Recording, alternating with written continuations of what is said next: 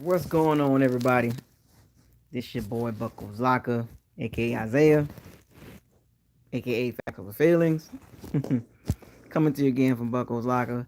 Subscribe to the channel, like the channel, share the videos, and don't forget to hit the bell notification icon. That way, you will be notified on videos, all new videos that's posted on this channel when I go live. All right.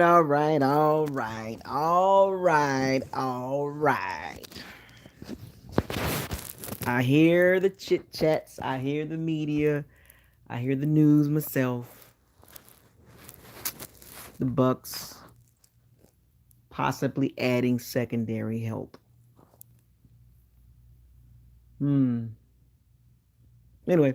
shouts out to all the Pirates and Sea Bandits. Keep supporting the channel. Shouts out to all the Bucs platforms that are covering the Bucs. Shouts out to all the Bucs media. And shouts out to the haters. Keep supporting the channel as we push to 4,000 subs. So, what up, Mobbing for Christ? Daniel, what up, man? Josh, Evan, y'all know what it is, man. We wanted to drop a quick video. Buck Game 101 BT. Wanted to drop. Appreciate it, Chili Will. Steven, what up? I wanted to talk about the focus on this video is. I'm gonna talk about other stuff, but the focus with this video is secondary help. And as you noticed, we're 2-0. Of course, Buck Game 101, we're 2-0. We got a big game coming up, and I will have more on that game tomorrow. But I want to talk about some other things real quick. Richard, the Bucs can be possibly adding. What up, Aaron? Young Moog, what up? Tony Lee, what up? Steven, what up? Yeah, we got to talk about that. We're gonna talk about it too. So the main topic is the Bucs can be adding. Welcome to the locker room, by the way. Welcome to the locker room.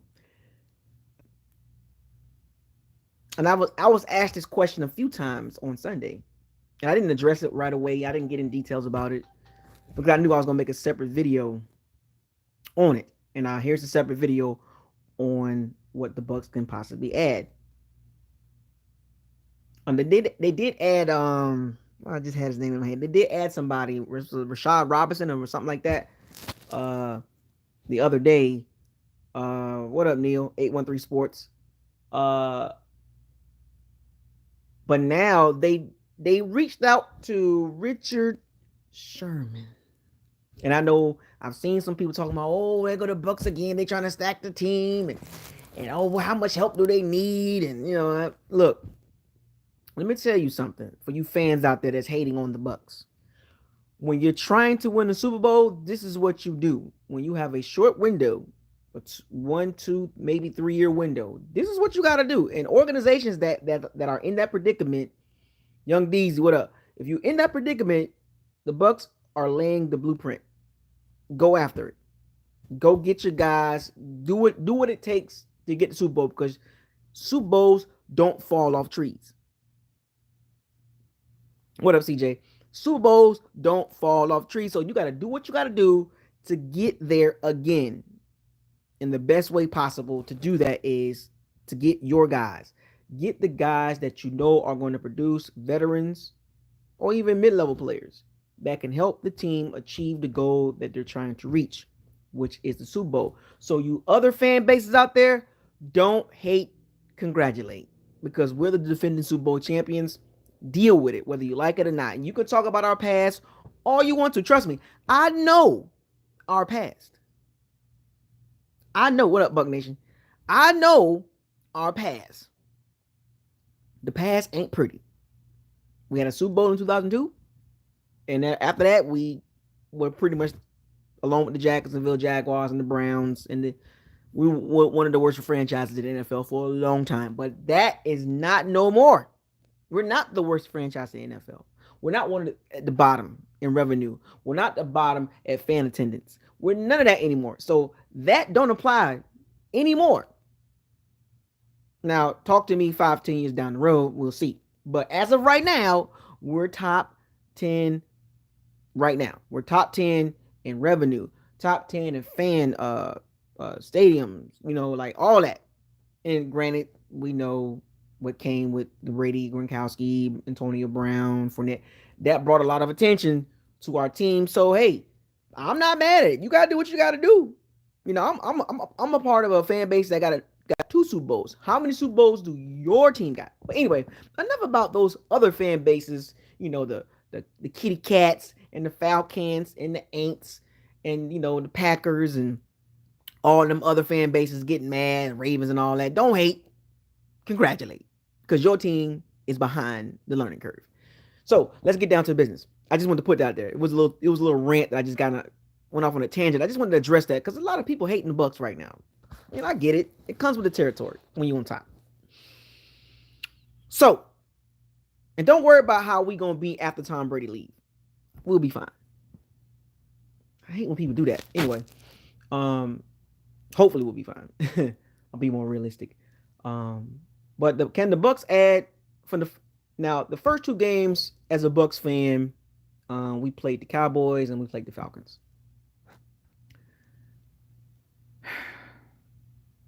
Going into this season, the talk was, we knew about the offense, but the defense was, top 5, and all this, and we got best roster and all that stuff like that. And all that was media driven, for particular reasons, hidden agendas and all that. But BucosLocker didn't too much fall into that trap because I knew our flaws. Remember, this channel is very objective and very realistic, and facts over feelings. So after watching the first 2 games, when you look back at our team, we're still in the first quarter. 4 games is a quarter, so we're still in the first quarter of the season. And looking at our secondary, your eyes and the numbers tell you a lot about our secondary. You can sit there and try to make yourself believe that, but our secondary is not good. We have one good player. We have 2 good players, but something's not right with the connection. We got Carlton Davis doing his thing. He sometimes he gets grabby. He can get beat sometimes, but he's been playing pretty good. And Antoine Winfield Jr. has been playing okay. He's in a little slump right now. He's missing tackles, hurting his players, hurting his teammates, not covering well. But that'll come with more experience. He'll be okay. But the concerns are the other guys. We lost Murphy Button, possibly for the season. We got Russ Cockrell, Jamel Dean. We got Mike Edwards, and we got Jordan Whitehead. But they're more of a safety type guys. They're more of like rangy guys. Whitehead's a hitter. He's not a cover guy. And Mike Edwards is a playmaker. If you throw the ball around him, he's going to get it. But he doesn't really play good in the box. So the Bucs don't have like one guy that has all the attributes that you need, right? We don't have a Ramsey. We don't have a J.C. Jackson. We don't have a Stephon Gilmore. We don't have a Harrison Smith. We don't have a Justin Reed or Jesse Bates. We don't have that type of safety. We don't have that level. Our secondary still needs work, and I can't keep saying the secondary is still young because I've been saying that for a couple years now, and at some point they got to grow up. We don't have a Derwin James. We don't have that. Eddie Jackson. We don't have we at some point as a fan base, we have to look at our secondary and say, look, we have issues. You can't, what's up, Andrew? You can't keep convincing yourself that the secondary is fine, because obviously if the secondary was fine, we wouldn't be reaching out to Richard Sherman, right? Pierre Desir, Rashad Robinson, Richard Sherman, and we reached out to those guys, and we got 2 of them, and then we can possibly get Richard Sherman, which will be a huge get for the team because of the veteran experience that he brings to the team. And you have Richard Sherman and Carlton Davis on the outside, and then Jamel Dean can kind of like get his bearings together, and Russ Cockrell can go back to his position, which is kind of the jack of all trades, and play good special teams. But there's a reason why you have a first team and a second team, and you guys that's kind of like the backup to the backup. Russ Cockrell can play his role very well, but when he's extended too long, his talent deficiencies show. He can play good for spurts. So he, a couple games here and there. He'll give you some plays, but overall, he's not a starting cornerback, and there's a reason why. And we saw that for the first 2 games of the season. Our secondary is our biggest issue, along with the running game. But I'm not talking about the running game. The secondary is probably the number one issue that the Bucs need to address as the season moves forward. And reaching out to Richard Sherman is good for the Bucs, because it will bring that veteran guy on the team, because the Bucs are the oldest team in the NFL, and we know that, right? So it's like the Lakers, right? Like LeBron, Carmelo, Russell Westbrook, Dwight Howard. They got all these old guys, but they are experienced and they've been there and done that, and they know what it takes to play the roles that they need to play. And bringing Richard Sherman in, it has its positives and it has his negatives. It's kind of like that Antonio Brown situation. People was kind of sketchy on that, right? With the off the field issues. And for those of you that saw the video of Richard Sherman kicking the door in, trying to beat the door down, and he was drunk. Something was going on there, family related. But I understand a lot of people are kind of like nervous about that. It kind of like, I don't know about Richard Sherman. And it's okay to feel like that. I kind of like, well, but but you have to look at it from a totality standpoint, like overall. Like, we don't know the details behind that, and we don't know there's going to be major legal ramifications behind that. So we can't be so quick to judge the guy. We've seen the video, but also there's always 2 sides to the story. So don't go off of what you're hearing. Just wait till the results come out. Now, how can he help our team? He can help a lot. He can immediately affect the secondary in a good way on the field. Now, off the field, as long as he get that situation corrected, we've dealt with AB. So I'm sure Richard Sherman understands what's at stake. We know Richard Sherman ain't got 2-3 years left in the game. This is probably his last season. Is a reason why teams ain't trying to jump and get him. And also, he doesn't want to sign on any team. He wants to sign with a contender, or he wants to stay on the West Coast and possibly go with the Bucs. And it's a developing story just now, not too long ago, that he might be coming. He might be coming. Don't quote me on that, but he might be coming. And if he don't come to the Bucs, expect him to sign with one of the West Coast teams, Seattle, San Francisco, maybe LA, maybe, I don't know, but it'll be one of those teams. It'll be us or West Coast team. I don't see him coming to the East Coast. That's just not his thing. He gonna stay warm weather, Florida or California, or maybe Seattle. So we're in the running to get Richard Sherman. How do I feel about it? As a Bucs fan, I'm okay with it, because I know what the signing's for. In our secondary, it's not good. We're bottom 10 in a lot of sack categories. It's still early in the season. The secondary can get better and it will improve. But what does your eyes tell you? I know what the numbers say. The numbers don't look good at all. Quarterbacks completion percentage, yards per game, third down, like, we're just not good. Remember, in order to be a top level team, we are, but to be overall like rounded out really good, all phases need to be good. You can't convince yourself, yeah, I understand the secondary is not good, but we're still a top 10 defense. I can't agree with that, because what my eyes tell me, front seven is fine. Stopping the run, we've seen this before. We've seen the Bucs stop the run, but horrible against the pass. We've seen this in history. History shows that we have those type of seasons. Stop the run, but numbers don't tell the whole story. Because why would you run the ball in the Bucs when you can throw the ball? So, of course, the rushing attempts can look a little like, oh, well, nobody can run on us. Yeah, nobody can run on us, but they don't have to run. You know what I'm saying? Like, if you had an option to get to one spot, you're going to go the quickest way to go, right? The quickest way to get to point A to point B is straight ahead. So if you throw the ball and you know a team's weakness, you're going to attack it. And Arians said it. The Todd Bowles know it. They know that teams are going to attack the secondary, which means also in conjunction of the secondary improving, the front seven needs to get a little bit more pressure. You know, if there was a stat of almost, we would probably be top 5 in the NFL. But almost don't help the secondary. Um, Pressuring the quarterback. What up, Mopar Buck? Sandoval 813. Don't pressuring the quarterback is great because it can lead to interceptions. We saw that against the Falcons. And but also Matty not Ice,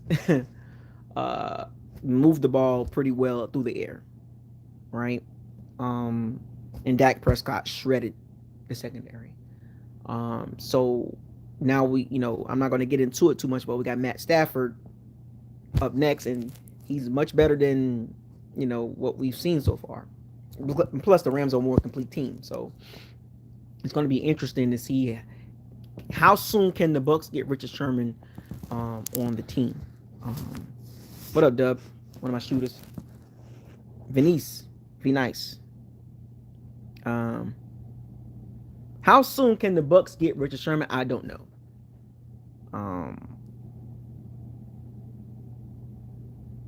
Hopefully soon. Venice City. Okay, Venice. Okay, I got you, Venice. Venice Blue Dev. I got you. How soon can the Bucs get Richard Sherman? As soon as possible. Let's be real. And do you put him out there right away?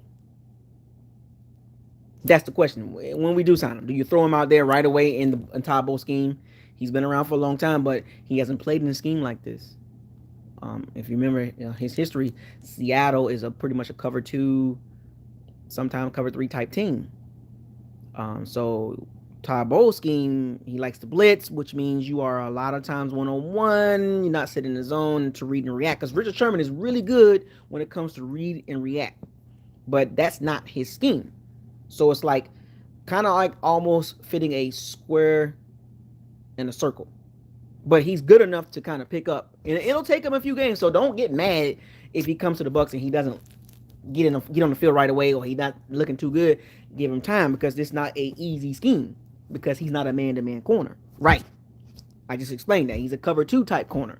And the Bucs defense, you're going to have to cover, because we blitz a lot. Top 3 and as far as one of the most blitzing teams in the NFL. We blitz a lot.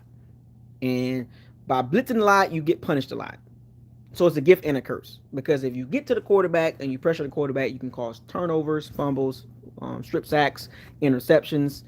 And if you don't get to the quarterback, as you can see, the Bucs secondary doesn't look good. So yeah, so it kind of works hand in hand. It's a gift and a curse with the blitzing and all that. And you can tell Todd Bowles was reluctant to blitz against Matt Ryan in the first 3 quarters of the game. And then once he turned the juice up, once he figured out, okay, I got confidence in my secondary, what did Todd Bowles do? He turned the juice up. And he went to blitzing like crazy and hurried Matt Ryan into some interceptions, pick sixes, basically. He had his Matt Ryan with Jameis Winston. He went full Jameis Winston, right? You got full retarded. Never go full retarded. You went full retarded. Tropic Thunder. Shouts out to Tropic Thunder is one of my favorite movies. Never go full retarded. And Matt Ryan pretty much did that. But I'm joking, folks. I'm having a good time with it. So we're gonna see how this turn out. I'm looking to hopefully we can get some news in the next week or 2. But my only concern about Sherman is 2 things: the off the field situation. We're not gonna pay him a lot of money. We don't need to. He's well paid.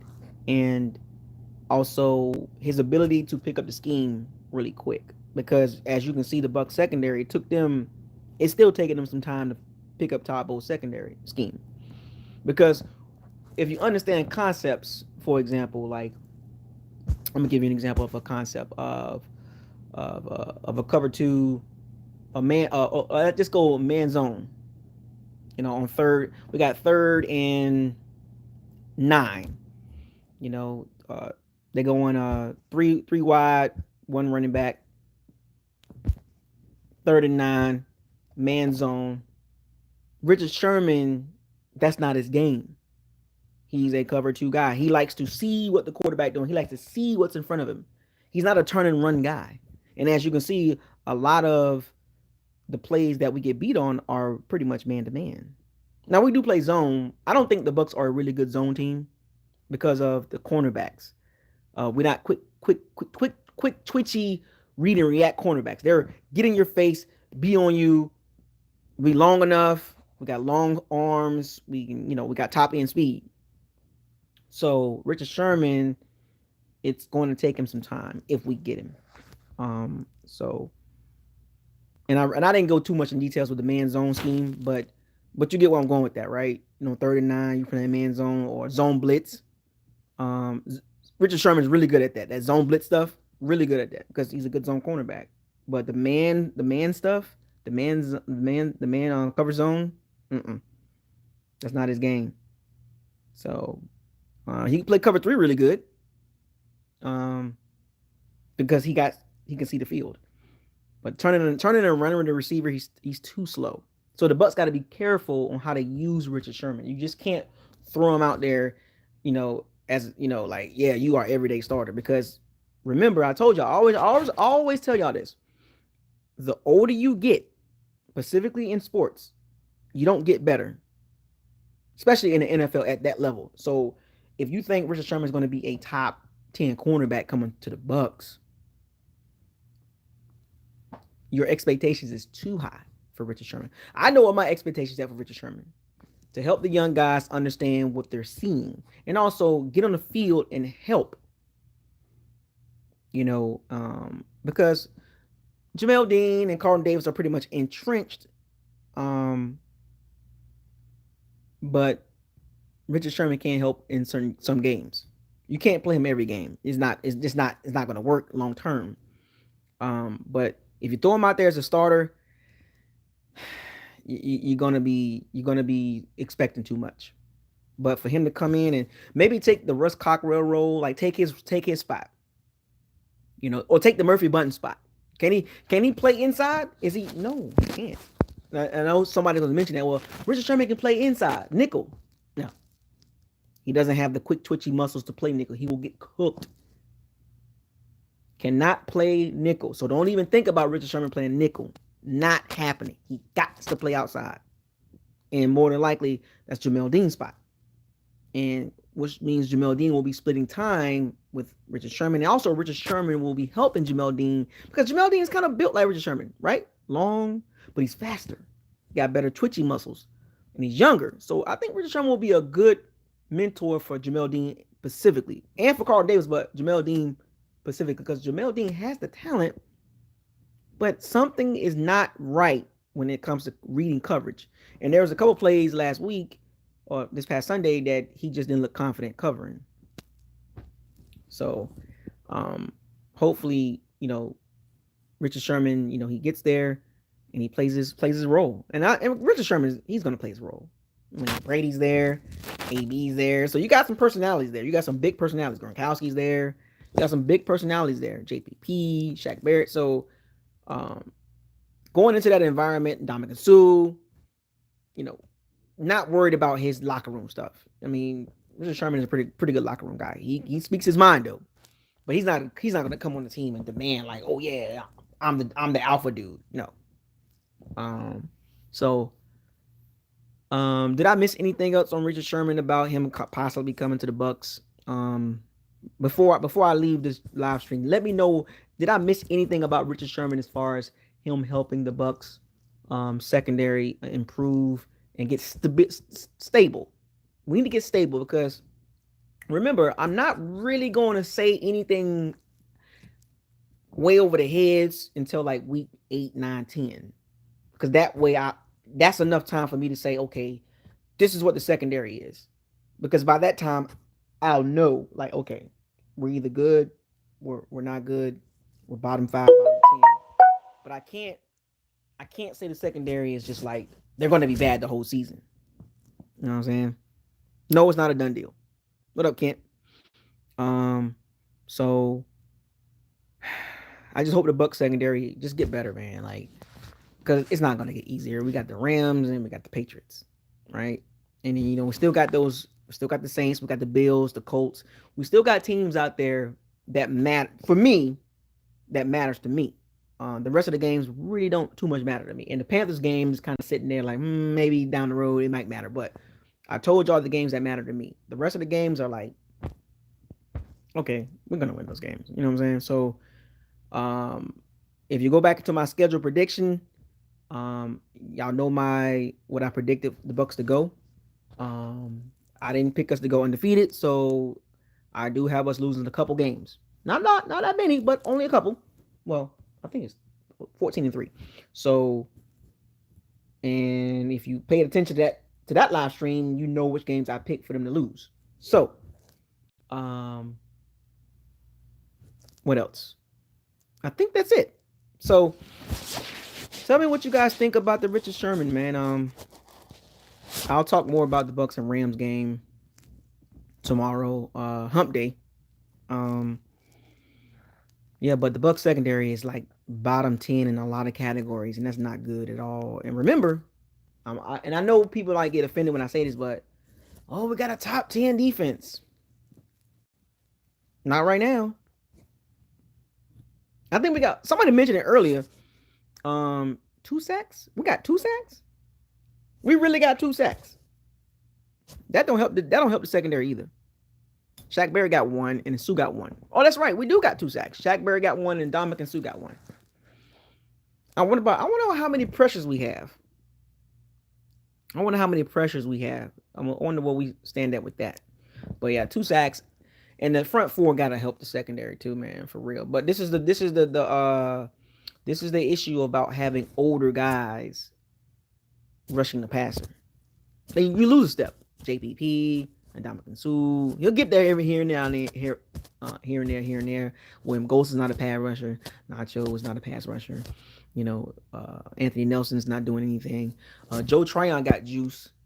But I warned y'all. I told y'all this before. Our front is old and it's not quick twitchy. We depend on the blitz a lot from our linebackers. And until Bobo's get a little more confident, I think he's going to play a lot of coverage with those linebackers. And Devin White did get exposed again. Like, go back and watch the film. Like, Devin White is not good in coverage right now. He's still sketchy. But that'll get better in time. I'm being optimistic and I'm not being pessimistic. I'm just giving y'all what do your eyes. I always tell y'all this. What do your eyes tell you? What do your eyes tell you? Don't talk about, well, I feel this and I feel that and I feel this. And no. What do your eyes tell you on the screen? What does they tell you? We don't cover well. Even Lavonte Davis had a couple shaky plays series at covering. And we know, of course, Devin White still struggling in that. His reaction time and coverage is not there yet. And of course, we know about Jamel Dean, we know about Cockrell, Carlton Davis playing well. We're gonna have to pay him. And Chris Godwin. Yikes. Can't keep everybody. But our pass rush need to do a better job, and I just wish we had a little bit more juice on that pass rush outside of Joe Tryon and Shaq Barrett, because Shaq Barrett still got some juice, but he kind of getting right a little bit. The pressure's starting to ramp up a little bit. But the problem is when you play top tackles, we tend to not do so well. Which is interesting, which is that when you play elite left tackles and top level right guards. Because I've seen JPP get manhandled. These first 2 games, I've seen him not do anything. Like, he's there sometimes, almost there. Then some plays he's just not there. But this is what comes with being 32, 33 years old. Dominic Sue will get you a sack against a weak interior lineman. You have no chance against Dominic Sue. He's going to get sacks. But when Dominic Sue plays a competent line, aka the Cowboys, no pass rush. Vita, he's push the pocket guy. He's not a sack guy. So we do have issues in the front too, rushing the passer. So I think we might need to address that. But it's still early in the season. Trade deadline is down the road, so there's areas that we can address: pass rush, secondary. And as long as we stay healthy, I think we'll be okay. We're gonna win a lot of games because of our offense, and the defense will show up when it need to be. The offense is ahead of the defense. Um, the front seven is ahead of the secondary, but it's like an engine. Everything works together, right? You got the heads, you got the pistons, the cylinders, the spark plugs. You know, you got your sensors. Everything needs to work in cohesion. And right now it's not cohesive right now. It's kind of all over the place. Pass rush inconsistent, almost kind of get there, and the secondary can't cover more than 2 seconds. And we burnt toast. We burnt French toast. So, but I'll get more into the Rams game tomorrow. I appreciate y'all coming on. We got a lot of people on tonight too. I would have did a 101, not a 101, but a split screen today, but I totally forgot about it. I was working today, and I was doing other stuff. But I'll do one eventually. So maybe this week somewhere. So, but stay tuned tomorrow for the Rams and Bucs preview game, Hump Day. I'm gonna try to start doing those every Wednesday. The preview games, the preview the games every Wednesday, and I'm gonna try to lock down a time. So I'm trying to get a little bit more organized with this. I'm gonna try. So, but every Wednesday, try to stay tuned for the preview game. So, with that being said, shouts out to everybody that joined the live stream. Keep supporting the channel. Shouts out to all the Powers and Sea Bandits. Keep doing your thing. I appreciate the super chats and the donations. They're it's not hard. It's not easy doing this, and I have to take time out to do this. So, yeah.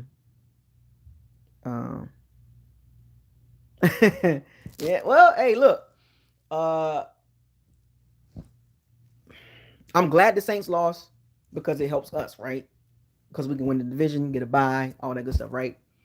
But remember, it's only not even past the first quarter of the season. So just be mindful of how you approach that comment. And it's funny, I get what you're saying, and everybody loved it, right? 2 interceptions, it's great.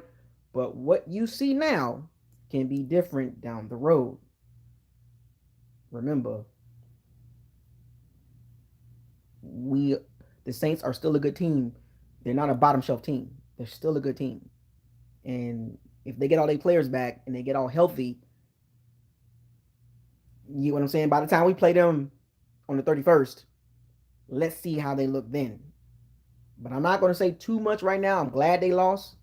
But I'm going to kind of hold off until we play them and how they look coming into the game against us, But they might look different in week 8 or week 9. So don't get too caught up in there how they look Sunday. So, but it was a laugh thing. I know, I get it. Former Bucs player, probably the most hated Bucs player. He does bad. Everybody laughs. The old James Winston, yada yada yada yada. But I'm not going to count the Saints out because I know who the head coach is. I live in New Orleans, so I know the head coach. That dude is a good head coach. Regardless of how you feel about the Saints and Winston and all that, I'm looking at the bigger picture. We're talking about Sean Payton, So top 5 coach, top 10 coach. So don't get caught up in the personal vendetta at one player. Look at the Saints as a team. When healthy, they ain't no slouch. They showed us that last year. So got to have some type of respect because they whooped our tails and we owed them one. We owed them. We owe them. Trust me, we owe them a butt whooping. They gave us 2 of them. They gave us 2 butt whoopings national television, and we owe them. So I'm looking forward to that game. So, but just hold off on the jokes and all that. Jokes is fine, but laugh now. Let's see if we laughing after the game against them. You know what I'm saying? So, with that being said, thank y'all for joining the Locker Room Talk. I already hit the shower already. I'm about to get in my car and drive off. I'm going home to the crib, With that being said, I want y'all to fire those cannons, seize the day, raise the flag. Of course, we got to risk to get the biscuit. Got to get another one. It's a way. There's a will is a way. Hashtag facts over feelings. Hashtag we got the Rams. We owe them. No. Hashtag we owe them too. Revenge, right? Hashtag revenge, right? Sunday. I'll see y'all tomorrow. with the Bucs versus Rams preview and what to expect in my prediction video. Buckles lock out. Peace.